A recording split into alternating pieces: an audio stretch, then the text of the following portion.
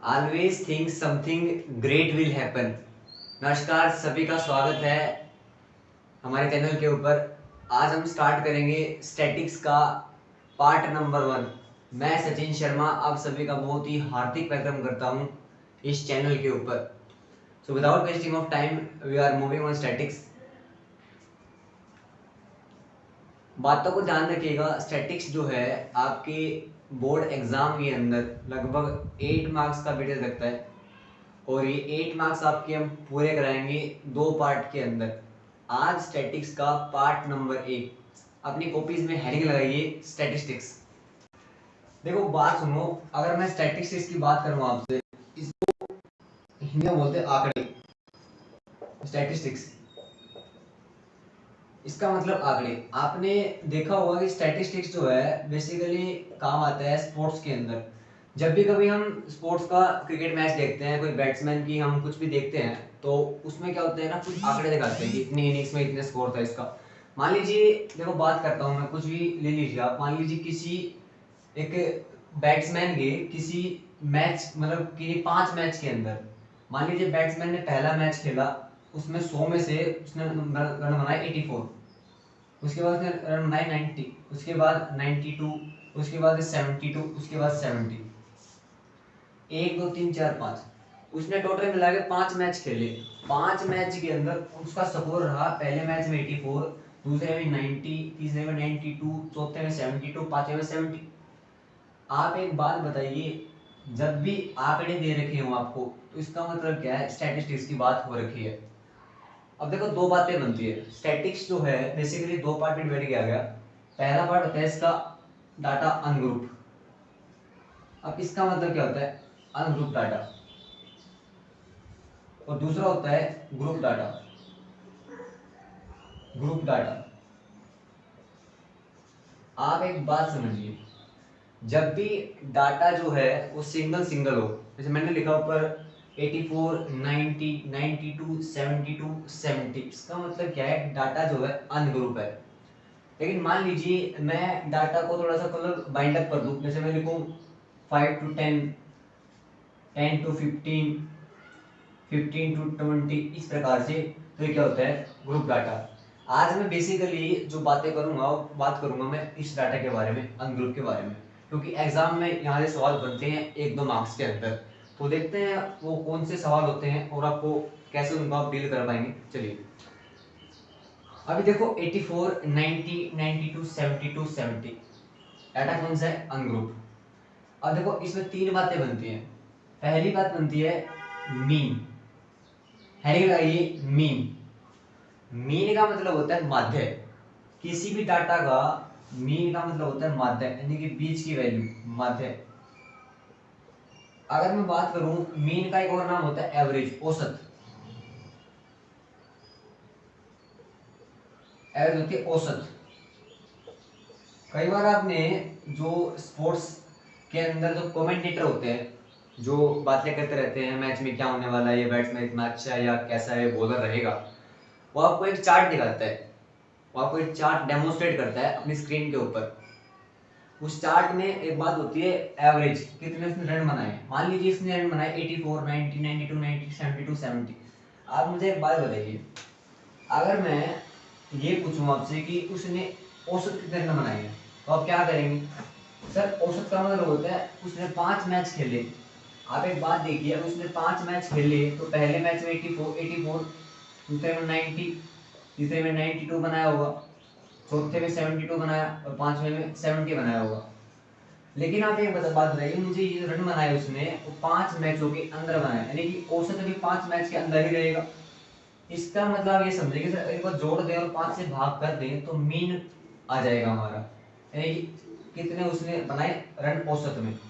तो जोड़िए एक बार इनको, देखो 8, 4 और 2 6 और 2 8, यानी कि 8, एक कैरी ऊपर जाएगा, 8 और 7 15, 15 और 9 कितना बनेगा अपना 24, और 9 कितना बनेगा 33, और 8 बनेगा अपना 41। 418 रन बनाए उसने 5 मैच के अंदर। अगर मैं इसको 5 से भाग करूं, इसका मतलब कितना बनेगा, 5 8 40, 5 3 15 और 5 30, 83.6 जो होगा उसका औसत होगा। यानी कि प्रत्येक मैच में उसका जो औसत रहा है और 83.6 रहा होगा। ये होता है पहली। अब हम किसी अनग्रुप डाटा के अंदर मीन कैसे निकालते हैं।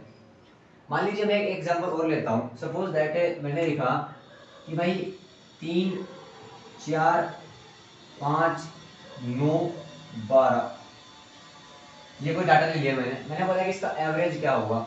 आप क्या करेंगे सर, आपने बताया था कि सभी को जोड़ देंगे, यानी कि 3 + 4 + 5 + 9 + 12 सबको जोड़ देंगे और चेक करेंगे कितने नंबर है हमारे पास। 1 2 3 4 5, 5 से भाग कर देंगे इसको। इसका मतलब हमारा एवरेज होगा वो 7 + 5 12, 12 और 9 बनेगा 21, 21 और 12 कितना बनेगा अपना 33, 21 और 12 कितना बनेगा 33, बटे में 5 कर देंगे कितना होगा 5 6 30, 3 बचेंगे और 5 6 30, यानी कि 6.6 बनेगा अपना एवरेज, मीन कह सकते हैं आप। इसका मतलब आप मेरी बात समझे कि सर अगर कभी भी हमें मीन निकालना होगा, मीन का मतलब होता है sum of observations divided by total number of observations.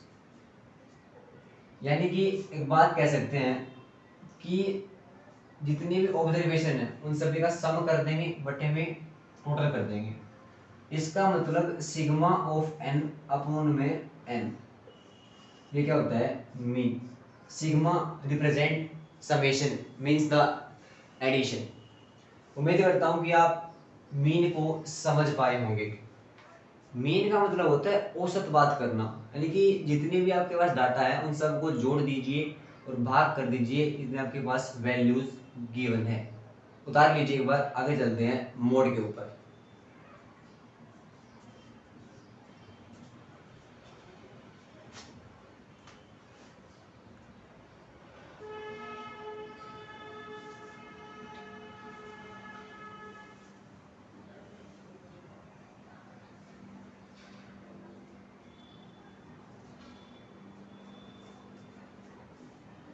उम्मीद करते हैं कि आपने मीन को बखूबी समझ लिया होगा।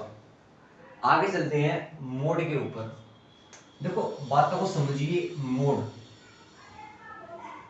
मोड मोड का मतलब होता है फ्रीक्वेंटली रिपीटेड ऑब्जर्वेशन।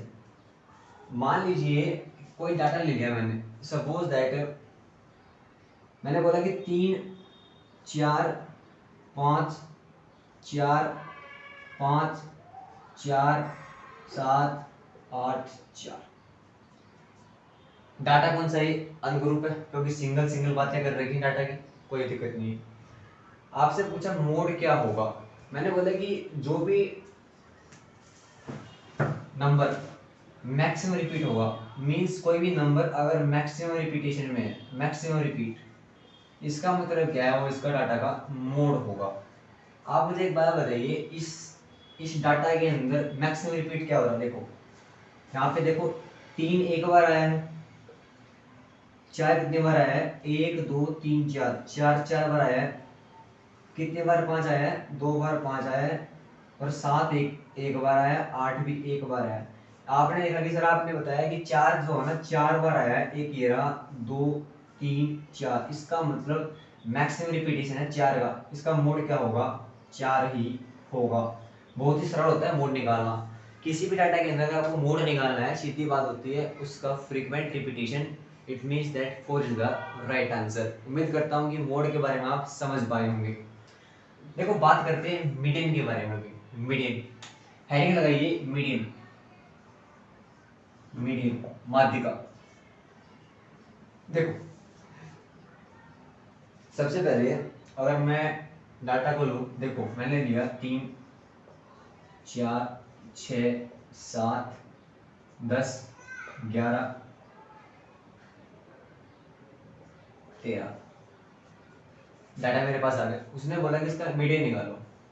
तीसरी बात चल रही है, दो बातें हमने कर ली है, पहली मीन की दूसरी मोड की, अब तीसरी बात चल रही है नोट्स को लिखते रहना साथ साथ। मीडियन देखो अगर इसमें दो केस होते हैं, पहला जो केस होता है उस केस को हम कह सकते हैं ओड केस।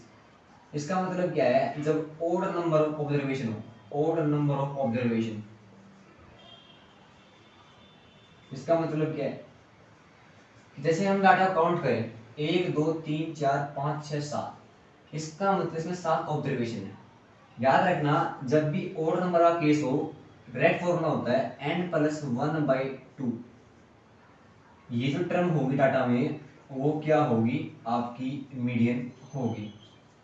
उससे पहले एक बात ध्यान रखना, हमेशा ना सबसे पहले इस स्टेप से पहले आप डाटा को अरेंज करो इंक्रीजिंग ऑर्डर में। इंक्रीजिंग ऑर्डर बोल लीजिए या असेंडिंग ऑर्डर बोल दीजिए, आपकी मर्जी। असेंडिंग ऑर्डर, बढ़ते हुए क्रम में लगाइए। अब इस डाटा के अंदर मैं बढ़ते हुए क्रम में लगाऊं तो मैंने सीधा पहले ही बढ़ते हुए क्रम में लगा रखा है असेंडिंग ऑर्डर में। लेकिन एग्जामिनर आपको मिक्स देगा, सबसे पहले आपको ये स्टेप फॉलो करना है कि डाटा को इंक्रीजिंग ऑर्डर में अरेंज कीजिए। अरेंज के बाद क्या होगा देखो, अब आपने गिना कि सर ये तो ओड नंबर की बात होगी, इसमें 7 ऑब्जर्वेशन है। इसका मतलब अगर 7 ऑब्जर्वेशन है तो 7 प्लस में 1/2 कर दीजिए, कितना आंसर आएगा 8/2, यानी कि 4th ऑब्जर्वेशन। इस डाटा के अंदर 1 2 3 4 7 क्या होगी, इसकी मीडियन होगी, माध्यिका।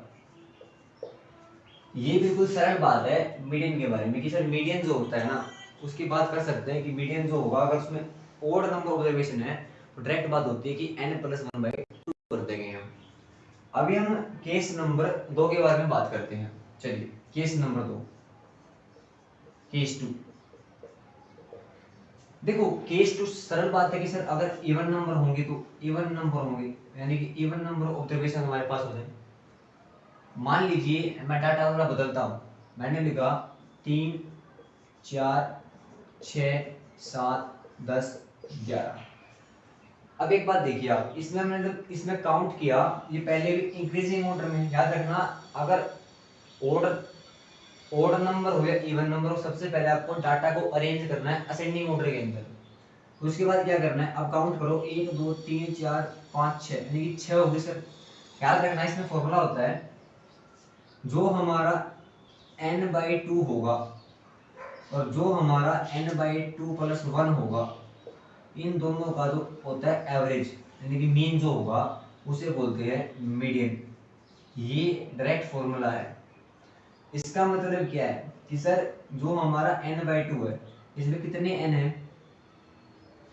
अगर एक बात देखूं यहाँ पे 1 2 3 4 5 6 6 n हो गया, यानी 3 तो ये बन गया सर 3 + 4। ये जो टर्म होगी ना इनका एवरेज, यानी कि इसका मतलब क्या है कि हमारी तीसरी टर्म होगी वो तो होगी हमारी 6 और चौथी टर्म होगी 7। इन दोनों का एवरेज कितना होगा 13/2, यानी कि 6.5 क्या होगा, इसका मीडियन होगा। उम्मीद करते हैं बातों को आप समझ पाए होंगे। मीन मोड मीडियन को अनग्रुप डाटा के बारे में मैंने बात किया आपको, इसको उतार लीजिए। इसके बाद हम मिलेंगे पार्ट नंबर 2 के अंदर, जिसके अंदर हम बात करेंगे ग्रुप डाटा के बारे में, स्टैटिक्स में। तब तक सभी को नमस्कार, जय हिंद, जय भारत।